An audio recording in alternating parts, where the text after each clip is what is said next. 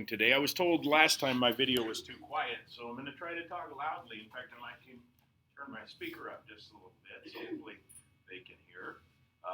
But today we're going to start chapter 4. Chapter 3 for most of you was a pretty good success. If you've done it, everything is graded. If you took the test on Friday last week, then your test was graded immediately. Your grade should be posted immediately into Sims, so you can see what your average is. Everyone that did the essay on time, those are for sure graded, and probably even those of you that did it late, those should be graded too. So unless there's someone that snuck one in late, that I haven't seen yet, all of your grades should be accurate. So always stay on top of that, and your parents should be doing it too, but check your grades in Sims or Nebsys or whatever it's called right now. If you don't know how to do that, ask a friend, get your password figured out. Check those grades regularly. I did have one student last night. I screwed up a whole class, but I had one student that sent me an email and said, I don't understand why I got a 5 out of 10 on my study guide. The study guide was worth 10 points. Well, when I walked around and gave points for the study guide for one entire class, instead of giving 10s, I gave 5s. So everybody in that class got a 50% on that study guide. And they didn't earn a 50%, they had earned 100%. So if you don't kind of double check me, sometimes I make mistakes. I have to punch all those grades in by hand, and sometimes instead of giving you a 20 out of 20, I'll give you a 2 out of 20. Well, obviously it's because I fat-fingered it and I missed the 0, and a 2 out of 20 on a test grade, for instance, you're going to fail my class, and that's not your fault. So I am human, I do make mistakes, but oftentimes I won't catch those mistakes unless you help me catch those mistakes. So it's really good if you double check me. I won't be offended by that. The only thing I ask is if you email me and ask me, hey, could you check this? Always put white 1, put your block, or if you're listening to this on YouTube, whatever block you're in. That way I don't have to look for you, because it'll take me about 8 minutes to find you, and ultimately you're always in the last class that I look at on my seating chart. So if you have an issue with something, or you have a question with anything that has anything to do with grades, white 1, W1, something like that. Hey, Mr. Bellamy, could you double check my study guide grade? I'm not sure it's quite right. White 1. Yep, got it. And I've told you before, I'll check those emails probably up till about 9 o'clock at night, because I don't go to bed as early as some people. 7 o'clock, really? You went to bed last night at 6:30? You went to bed? That's weird. When did you even eat dinner? You didn't have time to eat. I didn't eat dinner last night. You skipped dinner and went to bed at 5:30? No. This is weird. I didn't Are you eat. sure you're not sick? I was still at football practice. Maybe you at have 5:30. sleeping sickness. No, maybe I do. I go to bed at 6 every night.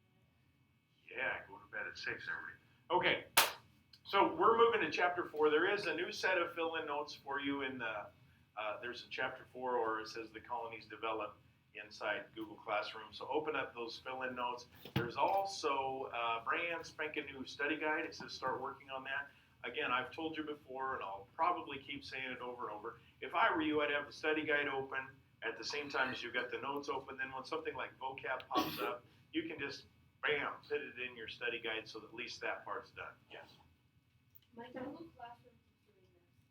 Like every time I click on it, it just goes white. So you broke it? I didn't break my Chromebook. Is everybody else's working? So you broke it. I'll tell you the first thing Mrs. File will tell you if you go there, because this is what she tells me, restart your Chromebook and see what happens. I know it's painful because I probably have 20-some tabs open on mine, so I don't like restarting it either. Anyway, retakes by Friday for anything. If you need to retake the quiz, or excuse me, the essay portion, by Friday. If you need to retake the test, by Friday. Don't come to me on Monday and say, because I don't care at that point. Well, I actually do. I want you to all have really good grades. So if you didn't do a good job, or you're not satisfied with it, or you think that your parents aren't satisfied with it, then before school, after school, maybe during when, kind of depends on the mood at the time, or how busy we are, or how much time you have. Come and talk to me about those retakes. Parent-teacher conferences are only 2 weeks away. 2 weeks from today, we start parent-teacher conferences. So already have a solid baseline of grades in, if they aren't what you hope they should be, you should fix them before then. So we'll probably also have a Chapter 4 test and one other formative or maybe two other formative assessments before that time. So we'll have quite a few grades before we have parent conferences, but have that stuff in line and ready so that I don't have to tell them ugly things. And then if you have really good grades, then I'll say, hey, you should take Zathan out for ice cream because he has really good grades. And then you get to go have ice cream. That's a slick deal. But if you have bad grades, then I'm like, you should take Zathan behind McDonald's and let him dip a scoopful out of the old fry oil. That'd be so gross, wouldn't it? You think that's good? Rotten French fry oil? You can run your diesel truck with that. You're weird. So are you, Olivia. Because you wanted to eat some too, I could tell. Okay, so I also talk about piracy, so I get to tell you my story about Black Sam Bellamy. Oh, that's not the right one, sorry. Here we go. Yours is a little bit different color than mine. I'm frozen.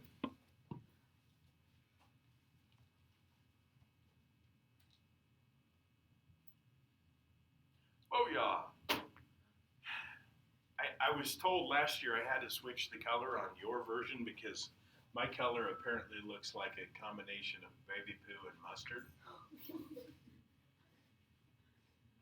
Baby poo is kind of interesting. Like, how many of you have ever changed diapers before? Either babysitting or little brothers, sisters. Dudes, I mean, almost everyone. Essence hasn't changed a diaper. Tyson hasn't changed a diaper. You guys got to change a diaper someday. But it's kind of like sort of like a disgusting Easter egg hunt. You never quite know what you're going to get. Like when you unpackage one, it might be this color or it might be dark brown or black like tar. You never know what odor it's going to give off. It's sort of like it's like Christmas morning every time you open up a diaper. Yeah, it might smell like walking into Taco Bell. That was Zathan's idea, by the way, for those of you that are listening. So yeah, it's kind of exciting. That's a positive person's attitude about diapers. Or if you're a horrible, horrible human, then when the baby wakes up in the middle of the night and your wife nudges you and says it's your turn, you just pretend that you're still sleeping really hard and didn't hear it. That's a horrible human that does that. But I also tell you, all of your fathers did that at least sometimes. Absolutely, I do that. Do I feel guilty? A little. Anyway, I'm pretty good at it though. I actually only change. So those like Tyson's like, I'm never changing a diaper. Okay, I never only changed one diaper in my whole life until I had my own kids, my nephew, and so that's it. That's the only one. Now I do it if it was any baby because I'm confident, comfortable. Anyway, the colonies develop. I got this mustard yellow. You got kind of an orange. The color sort of burns the cones and rods in your eyes. You'll never forget this day because of this. And I'll leave them all the same. So maybe one day before I put this up, I'll let Colonel Sanders pick the color for the day. And maybe it'll be blue or something more pleasant than mustard yellow. We'll see. All right. A little bit of this is kind of review already from the chapter 3 that we just went through. When we look at the sections of the colonies and how they develop, we'll start with New England. New England is the furthest north of the colonies. So again, if we were using the smart board and pretending that big square smart board is a map of America, New England would be way up here, and as we're facing the board, the top right-hand corner. It's the farthest north. Those states today, at the time they were just colonies, we'll call them states or colonies interchangeably, but understand we're not America yet. We got to fight a war first, and that war's a ways away. Have a couple of commonalities. They're the most populous. Anyone want to guess what populous means? Ethan? Yeah, there are lots of people live there. Now, when I say lots of people live there in colonial times, what do you think lots of people really mean? 1,000 people. And not like lots today, right? You get that not very many people live in America. And we're not, can we say most populous, we're not even counting the Native Americans that were already there. We're just talking about European colonists. Why the most populous? It's probably the easiest to get to. And you don't have to be wealthy to own land in New England. Everyone can get a piece of it because it's typically poorer farmland. People in New England right now, if they were reading my notes, they'd be like, no, that's not fair. We have just fine farmland. But the reality is it's got really rocky soil. So when farmers in Blair, America go out and plow their field, even if it's the first time that field's ever been plowed, they typically don't have to deal with a whole lot of rocks.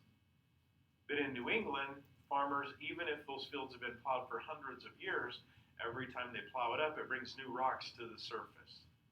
So if we were in New England now, if we're driving through a New England state, it's kind of interesting because they have fences around all of their fields that are built out of stone. Did they build those fences because they really wanted pretty stone fences? Why do you think those fences exist? When they pick up a rock out of the field, instead of throwing it in the back of their pickup truck, because they didn't have pickup trucks, they just carry it over and stack it on a wall. Why would this make trading hard for them? Trading hard? Yeah. That's actually the only thing that they're really very good at because they've got the best ports. They can't grow as good at crops, but they've got the best ports, which is part of the reason why it's the most popular. Ships can come and go from New England really, really easily. And as a result, that's where the bulk of the trade goods are going to come from. So for instance, if tobacco is grown in the southern states like Virginia or the Carolinas or Georgia, a lot of that is shipped to New England before it's shipped to Europe. It's a great question. But so usually for every time a place has a minus, there's something about it that's a plus. Almost always. I don't know. We look at eastern Nebraska. Our minuses might be that we have nasty, nasty cold winters. Our pluses, well, we have really good soil and typically in a normal year, plenty of rain or precipitation to grow a good crop. So we've got a weakness, we've got a plus. The weakness in New England is their farmland is a little rocky, their soil's not great, but they're really good at shipping. Nebraska is very similar to this, except we don't have the rocky or poor soil, but we have great shipping. Multiple trucking companies are headquartered in Nebraska. One of the largest in the world is headquartered in Omaha, Werner Enterprises. You've seen the blue Werner trucks. It doesn't matter where you go in the country, you see those trucks. Ultimately, eventually, they end up in Omaha. One of the largest, if not the largest, railroad company in the world, the Union Pacific, is headquartered in Omaha. So those are some pluses. And one of the reasons, very simply, because we're right in the middle of everything. So we're equidistant to both oceans. Someone needs something. Nebraska is a great place to store it. Again, we talked about this before, but the reason why that Dollar General warehouse sees Blair, America as a great fit for its location is because we're in the middle. We have access to 3 major highways and 2 interstate highways. So it's easy to ship stuff from here. Put it right in the middle. It's a little bit surprising to me that we don't have some Amazon warehouses, that Jeff Bezos hasn't factored that in too, but I'm sure he has his reasons. So when we look at New England, they all have these things in common. They've got great fishing.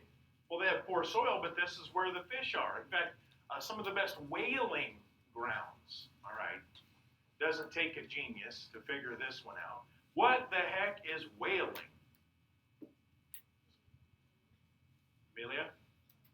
Yeah, killing or catching whales. Why, what do you think the purpose in catching or killing a whale is?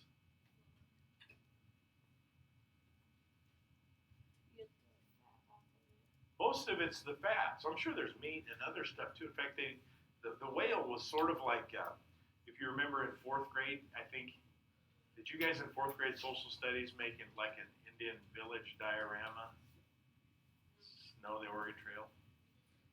Did you study ever like the uses of the buffalo to the Native Americans and how they used every part of it? The whale is kind of like that, except it's not a buffalo.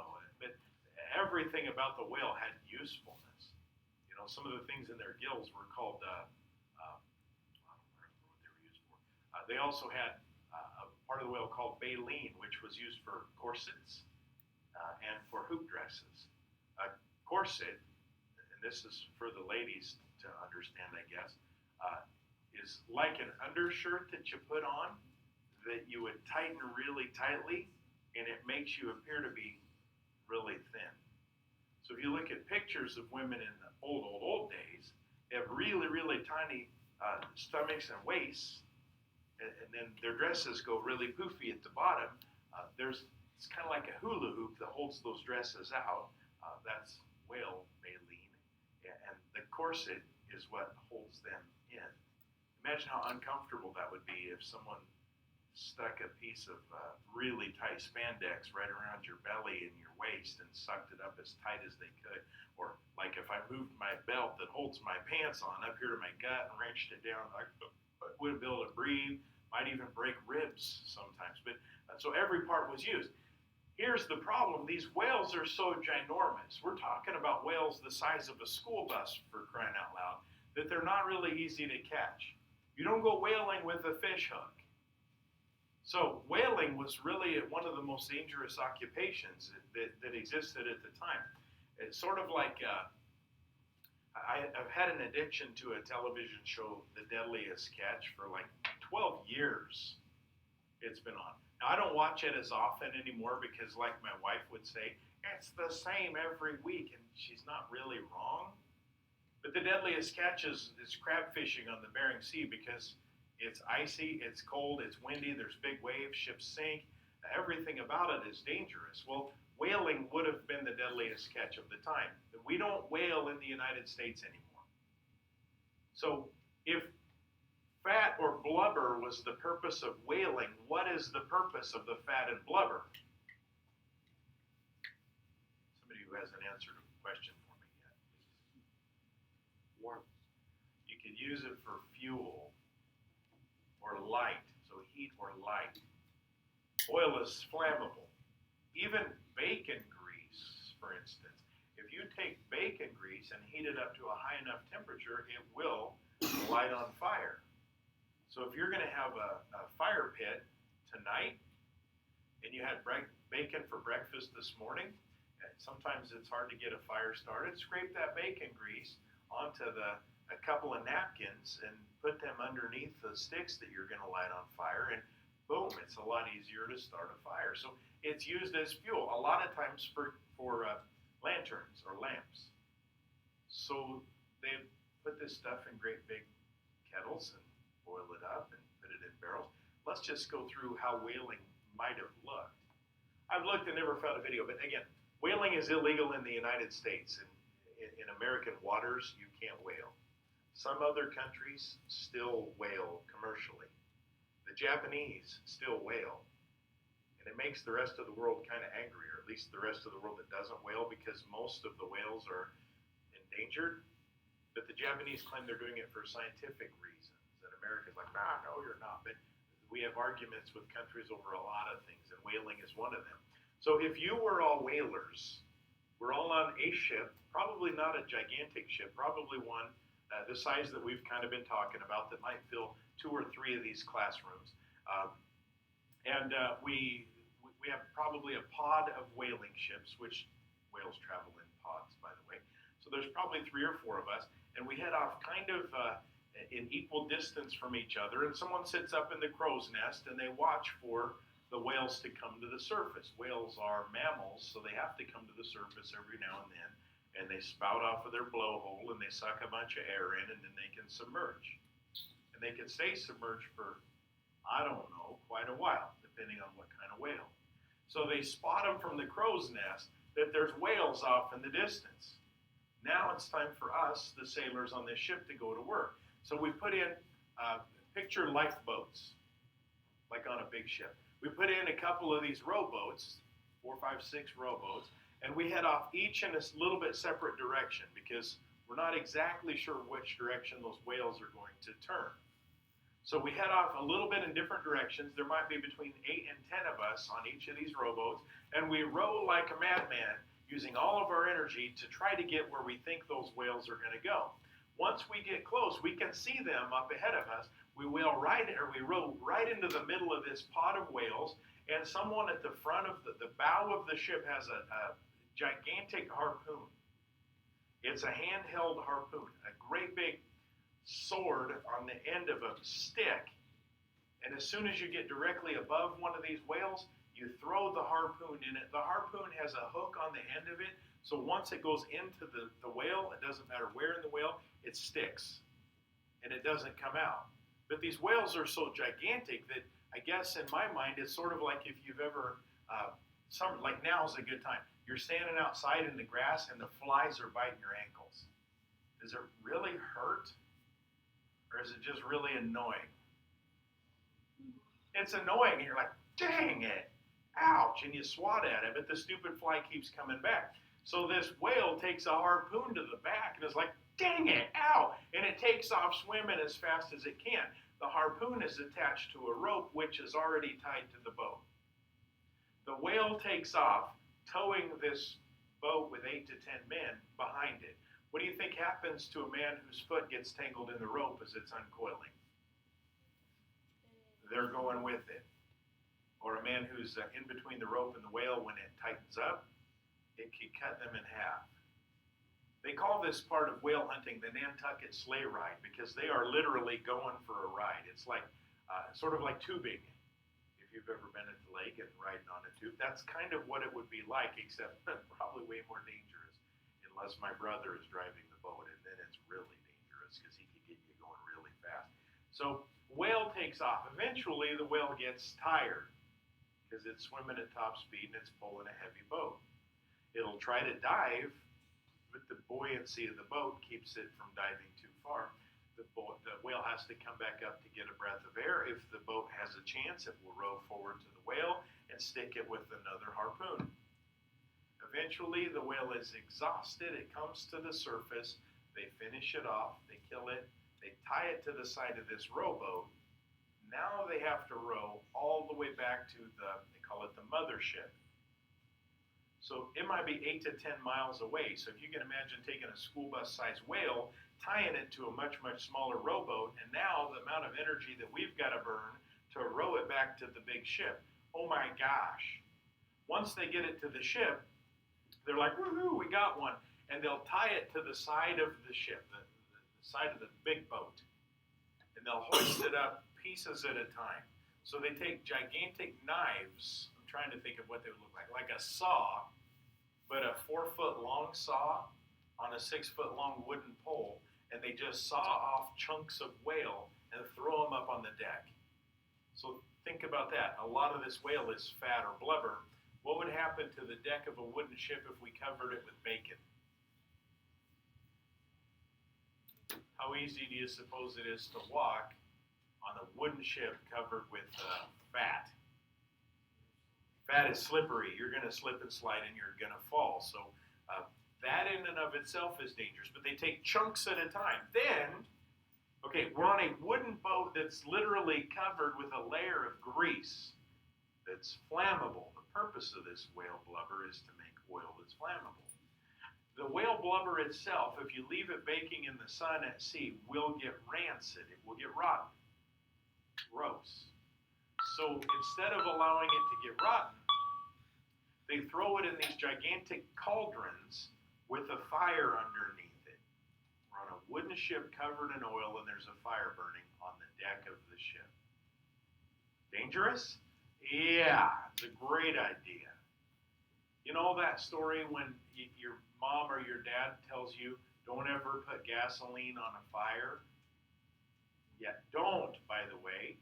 One time I burned off my eyebrows and half of the hair on my right arm, doing what I knew was a really bad idea, but I thought it was just as, no, it is really a bad idea. It sounded like an atomic bomb went off. I was trying to burn the old corn stalks off of my garden, so I raked them into a pile. It wouldn't light on fire because it was damp. It was like early in the morning. So I put just a little bit of gasoline on it. And I did one of these things where I crouched down with one of those little flicker things like this. And I just thought if I stay low and keep my distance, and it goes boom, and it blew up. It knocked me backwards. It burned, the ball of flame burned off my eyebrows, singed off my hair. I will go walking into the house kind of dazed. By the way, the fire didn't start. It ignited the flames of the gasoline, and then it was done. And my wife was like, "What was that?" And I'm like, "I can't hear you right now." It was bad. So anyway, this is a bad idea. But after they put the fat into these cauldrons and they put it on a real low heat, it simmers down to an oil. Just like if you put a piece of bacon in a skillet on the stove, if you look at that piece of bacon, is it more white or more red? You guys have made bacon before, haven't you? No, before.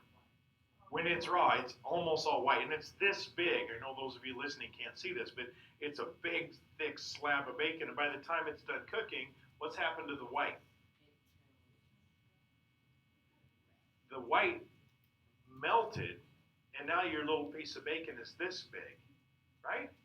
You're like, what a ripoff, because yeah, I want the big bacon, because everybody loves bacon, except Colonel Sanders, and he only likes fried chicken. Weird. Wake up, Colonel. Your 15 hours of sleep was enough. If you go to sleep again, Ty's giving you a wet willy. Okay. I've been trying my hardest not to fall asleep. Laser beam you. Okay, so they melt it really slow. You end up with bacon grease at the end. You can pour that bacon grease. It's liquid. People make candles out of them, by the way. You can look up on the Google how to make a bacon grease candle. Now you've got a new hobby. You make bacon. By the way, in the old days, they would save their fat, the bacon grease, or when you fry a pound of hamburger, you end up with some grease. During World War II, they saved it because the government would come around and take it from housewives once a week, or you take it to your butcher shop once a week, and they were actually using meat fat to help make munitions, to help make bombs. Interesting. Don't be building any bombs out of bacon or fat or whale blubber. But anyway, they boil it down. Once it's a liquid, then they pour it into these great big wooden barrels. They cork it, they stack it. Once it's turned liquid and then it solidifies a little bit, it will not go rancid as fast. So that now they've got time. They've got a whole bunch of barrels from one whale. Let's go get another whale before we head back in. So they might be at sea for months at a time, chopping up whales. It's gross, it's disgusting, it's stinky, it's dangerous, it's oily. There's nothing that sounds appealing about whaling to me. Catching king crab on the Bering Sea, that sounds really cool to me. I think I'd like to pretend I was tough enough to be able to do that, but in reality, I'm not. So that's whaling. And as a result of the profitability of whaling in New England, a lot of the world's whales were hunted to near extinction because they were so valuable. What do you think? What do you think turned the tide so that we no longer had a necessity of whale oil? We don't need it anymore. Kind of. For those of you listening, she said electricity. What replaces whale oil? Oil. Petroleum. So then we start using it for fuel and for lanterns and stuff like that. So not so much a need anymore. By the way, there are very few, but there are a couple of Native American tribes today that do have permission to whale. But because that's like part of their culture, so they can get like a permit to go out and hunt a whale. It's going to feed the tribe. But they have to do it, I believe, using their traditional manner. So it's not like they can go out with a speedboat and shoot one in the head with a high-powered rifle. I think they kind of have to do it the way their ancestors did it. If it's supposed to be part of their culture, they've got to do it the old way. So not very much whaling still exists, at least in America, and that's good. Other resources, forestry. Excellent for shipbuilding, so they can build a lot of boats in New England. A lot of the problem that Europe had was many of their forests had been depleted. When you look at America, a vast majority of our entire country today was at one time forest, with the exception of places like here, the Great Plains. But it takes 2,500 trees to build one ship. So they need lots of forests. In fact, it's kind of interesting because we always worry about the environment, and we should worry about the environment. But there are actually more trees in the United States today than there were 100 years ago. So when we talk about how we're wasteful with our resources or we're using everything up, not necessarily the case. We're actually doing a pretty good job. If you watch shows for a while, I used to watch the show Axemen. I haven't seen it on for a while, but I also don't get the History Channel anymore, where it shows lumberjacks going out and cutting down entire mountainsides full of trees. That's where we get our lumber to build our houses and paper and toilet paper and all of that kind of stuff. But what they never show on that show is after they've cut down all the trees, that lumber company has to go back in and replant them all. Now, it'll take a while, 30 to 80 years, depending on the climate and where they're at, for those trees to regrow. But they're thinking about not their own generation, they're thinking about their grandkids will be able to harvest that next set of trees that they just planted. So we do a pretty good job in America at preserving our resources. When we cut down a tree, we replant a tree. But forestry, they had that. Not a lot of forests where we live. Now, here's where we begin to see the very beginnings of the English government getting a little bit annoying to the colonists.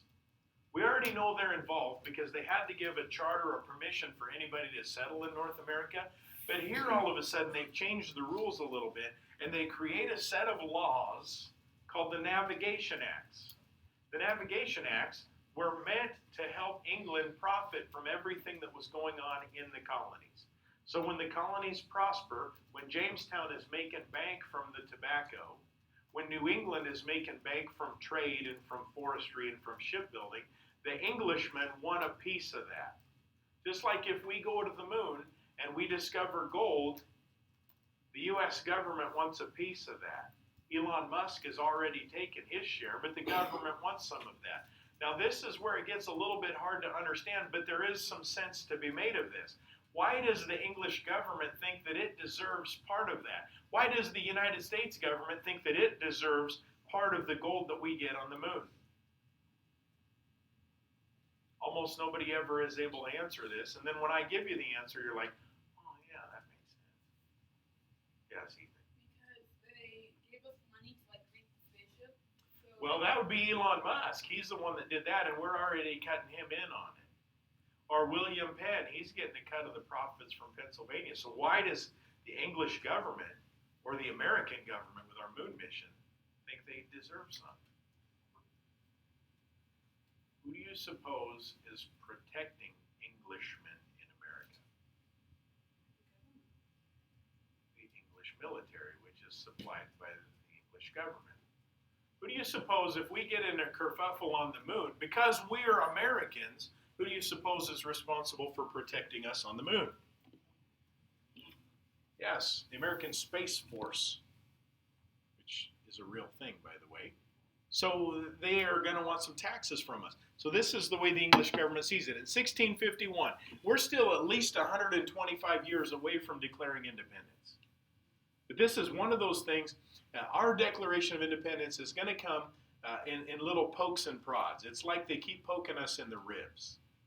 And if I walk up to Ty every day and poke him in the ribs, at first he's just kind of annoyed by it. After I do it a couple times, he starts slapping my hands away. Then he says, would you stop poking me in the ribs? I'm tired of having bruised ribs every day because your pointy finger keeps jabbing me in the side. He gets angry with me. And how long is it going to take before finally Ty says, I've had enough, and he punches me in the nose?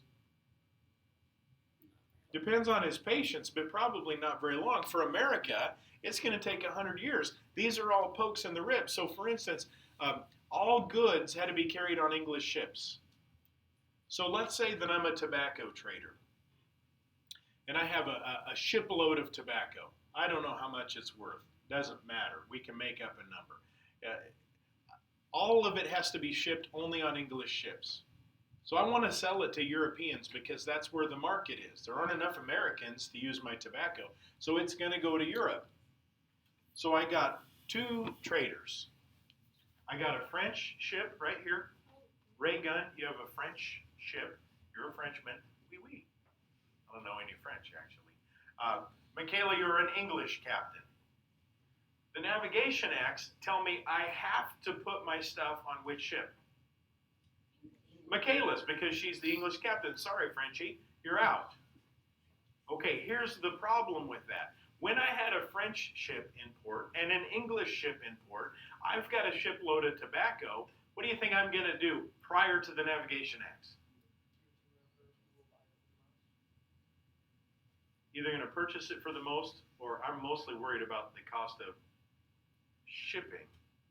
So I go to Michaela and I'm like, how much to take my shipload of tobacco to Europe? And she says, $100. Okay, I'll get back to you. How much to take my shipload of tobacco to Europe? And the French captain says, $75. Which one would I do business with? With the French captain, because then I get to keep more of my money. Well, here's the kick in the pants. Now that the Navigation Act says I can only use English ships, I'm like, oh, dang it, I'm sorry, but I've got to go with Michaela. I come back to Michaela and I'm like, you said $100, right? But now that there's no competition, what just happened to her price? It goes up. So if I ship a lot of stuff, and I don't because it's not my business, then I'm going to look at prices from the United States Postal Service. I'm going to look at how much UPS costs, the brown trucks. I'm going to look at how much FedEx costs. And I'm going to ship my stuff with the one that's going to give me the best deal. If the FedEx and UPS go out of business, leaving only the Postal Service, they can raise their rates as high as they want to because there's no competition. So that's why competition is really, really important. Let me give you another example of the importance of competition. How many of you in here use Verizon for your cell phone carrier? Okay, let's say 6 or 7. How many use Sprint? Is that one still today? How about AT&T? Anybody use that? We got one AT&T. I use US Cellular. Anybody else use US Cellular? 2 of us. What else is there? There's Allo, that's fiber optic. T-Mobile. Okay, so we got like 5 or 6 different cell phone carriers out there. Why do they exist? Because they compete with each other. I was Verizon for, 10 years. And then we moved. And the day we moved, I realized that Verizon has no service at my house. Literally, I have 0 bars. If you have Verizon and you come to my house, you're not going to be able to call anyone. So we moved, and I was like, oh my gosh, are you serious? I have no cell phone service. My neighbors can use Verizon, but for some reason, I'm like in the only dead spot in the whole countryside in that area. So I thought, where do I have a cell phone? We went to US Cellular, and they said, yeah, sure, try it. So we borrowed their phone, and my service is perfect from US Cellular where I live. Weird. So that's one reason why we have different companies. They use different towers. But what would happen, do you think, to the price of cell service if US Cellular and Sprint and AT&T and T-Mobile and whatever other ones we listed all went out of business and the only one that was left was Verizon? What could they charge us? As much as they wanted, because we're sort of addicted to that technology and we would have to pay what they asked. So competition is strong, but now you can only use English ships. Tobacco, wood, sugar could only be sold to England. Same type of thing here. Those are the most profitable things that come from America. So let's say that Zayden is a French tobacco buyer and Colonel Sanders is an English tobacco buyer. If I'm a tobacco farmer, who am I going to sell my tobacco to? This is easy. I don't know yet. What do I have to ask? Price. Zayden, how much will you pay me for my shipload of tobacco, you little French buyer? Zathan, sorry. 7? 75. Okay. Colonel Sanders, what'll you give me? 9. Okay, who am I selling my tobacco to? Zathan, because he's giving me a smoking deal. Even if he said 75 and the English buyer said 74, I'm going to 75 because that's better than 74. If I'm a farmer and I've got a truckload of corn and Cargill says they'll give me $4 a bushel and the elevator says they'll give me $3.89 for a bushel, where am I taking my corn? Cargill, because 10 cents a bushel adds up over time. So now I'm using Zathan, but with the passage of the Navigation Acts, I can only use the English, and instead of 74, He says 60. And it's like, oh, so I'm paying more for my shipping because Michaela's ripping me off. And I'm getting paid less for my product because Colonel Sanders is ripping me off. These navigation acts are not good for the colonies, but they're good for other Englishmen. It's sort of like we're beginning to see the treatment of the colonists, those of us that live in the colonies. We're second-class citizens. We don't get the same rights and privileges as Englishmen living in England. Here's the thing.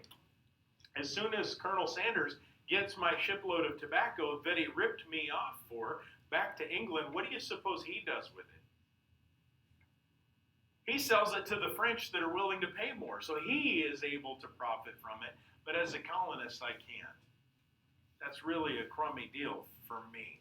It's a great deal for Michaela and Colonel Sanders. The Frenchies and I, we get kicked around a little bit. Imports to the colonies had to use English ports.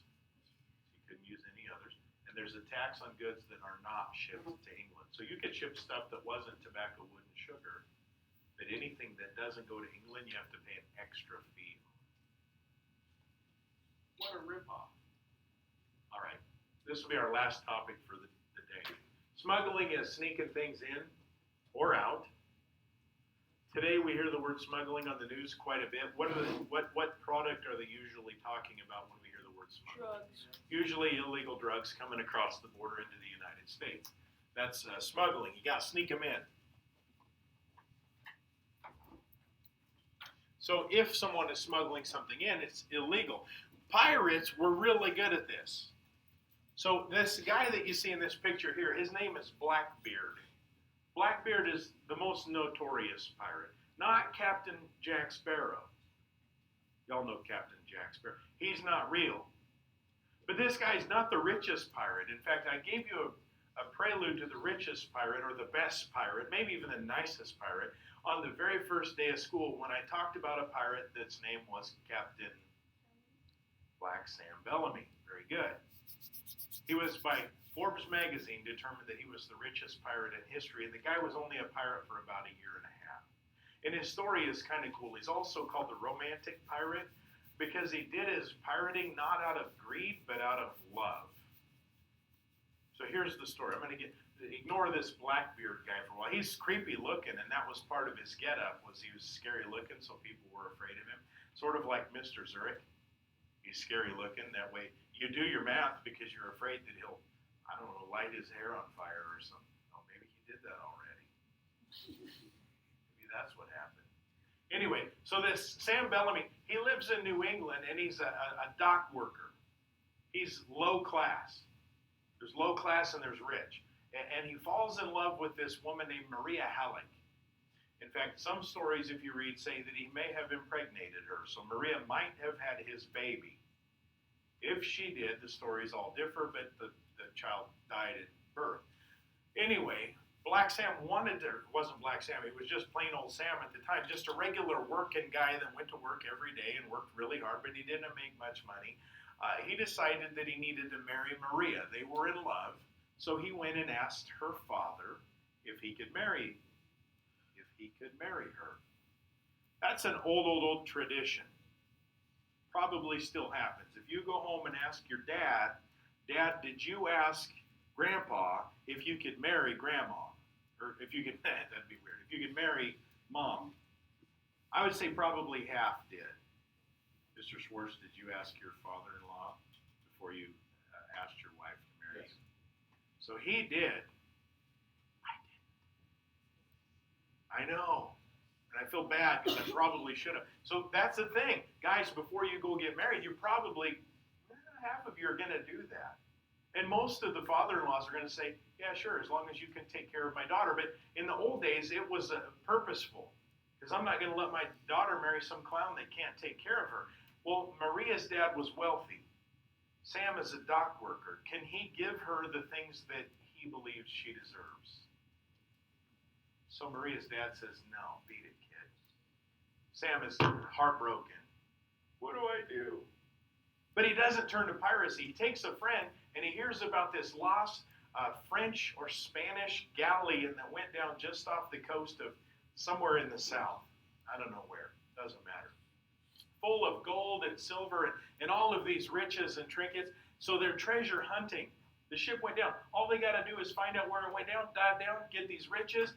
Booyah, rich. They go for almost a year and they find nothing. Eventually, a pirate comes by, and there's two different stories here. One says that Sam was captured by the pirates and taken as prisoner. It's kind of like this. Carly, would you like to be a pirate? She says, no. Say no. No. Okay, let's try this pirate way. Carly, would you like to be a pirate? Why, sure, certainly. So Sam joins this group of pirates. Eventually, Sam gains the trust of all of the other pirates, and they overthrow the pirate captain. And they elect Sam to be their leader. Sam believes in democracy, so he lets the pirates on his ship vote on stuff. Therefore, they really like him because they get a say in what's going on. They capture a ship called the Ouida, which was a slave ship. So half of Sam's pirates were actually Africans that were bound to America to be slaves. But he didn't treat them as slaves. They were kind of like equals. The rest were other people that were captured off of other ships, and they weren't forced into piracy like I forced Carly, and they were asked, hey, do you want to join us? If you don't, that's fine, we'll let you go. In fact, there's one instance where Sam's pirates captured a ship. It didn't have anything on it that they wanted. So it's like if we're hunting gold and silver and we capture a ship full of baby powder. Well, baby powder doesn't really do much for us. So Sam would say, just let them go. But instead, because he believed in a democracy, Sam allowed the men on his crew to vote. They said, sink the ship. Sam doesn't overrule them. So Sam says to the captain, sir, would you like to join us? And he even gives a speech. I'd love to let you go, but my men said your ship is going down. We're going to sink it. The Ouida, by the way, being a slave ship, wasn't fitted with guns. He fitted her with 26 or 28 cannon, made her one of the most powerful ships on the eastern seaboard of what is today America. So nobody could really stop her. In 1 year, the Ouida captured 54 ships. She was rich. And he split the booty, the riches, amongst the pirates fairly equally. Of course, he's the captain. He gets a little bit more. So after about a year of this, he is loaded. Now, it's been about 3 years since he's seen his love. He left for her to get rich so that he was a big deal and could marry her. So finally, one day, just out of the blue, Captain Sam says, hey, by the way, they called him Black Sam, usually like a black beard because he had a black beard or he has a dark soul. Black Sam was called Black Sam because he refused to wear white wigs. He had black hair and he pulled it back in a ponytail. That's why he was Black Sam. But he was really, really a nice guy. He let a lot of guys go. Never killed anyone that didn't try to kill him first. So he says to his pirates, you guys can have all these, they got a whole fleet full of pirate ships now. I'm taking the Ouida and anyone wants to retire from this, and I'm headed back to New England, and I'm going to find Maria. And I'm going to show her father that I've got more money than he does, and he's going to let me marry her, and I'm done being a pirate. That's kind of an odd thing because most of the time rich people want to be richer. So he says, I'm done, I'm out, that's enough. As he's sailing back towards Maria, I think she lives in Boston maybe, a gale blows in, a freak storm blows in, sinks his ship. All but, I think, 2 of the crew are killed. It wasn't until, I think it was, and I'm making this number up, but it's probably pretty close, like 1984, they found the Ouida off the coast of, I'm going to say North Carolina, I'm not 100% sure that's true, and they discovered what they believed to be the remains of Sam Bellamy. There was a guy that claimed to be related to Sam, so they tested DNA. It came back inconclusive, so they couldn't prove it for sure. But Sam died on his boat. They found the riches, they found the Ouida, they found the crew, except for 2 men. So those 2 men were able to corroborate that the captain was dead. So they call him the romantic pirate because he only did what he did for love. What a nice guy. So he ruined hundreds of lives to make his wife happy. Who wouldn't do that? So I guess if there's a lesson, don't be Mr. Bellamy, be Mr. Schwartz. Make sure you ask your future wife's dad if it's okay if you ask his daughter to marry you. I don't know. Or Haver, maybe you need to ask Ethan's mom, would it be all right if I marry Ethan? He's not even listening. Ethan, I was talking about you. I know. All right, I think I don't remember what time this class gets over, but I think that's a good place for us to stop. This Atlantic trade, triangular trade is kind of a big deal, and I don't want to be in the middle of something and the bell rings. So you have a few minutes left for sure. If you haven't already added some stuff to your study guide, I see a few of you have some. Go ahead and put today's stuff in there if there's anything you can add. Otherwise, you can work on that fun math game Ixel, or that fun English game Quill, or any other homework that you've got. If you need to do a retake for me, now's a great time to study. If you have questions for me, now's a great time to ask those questions.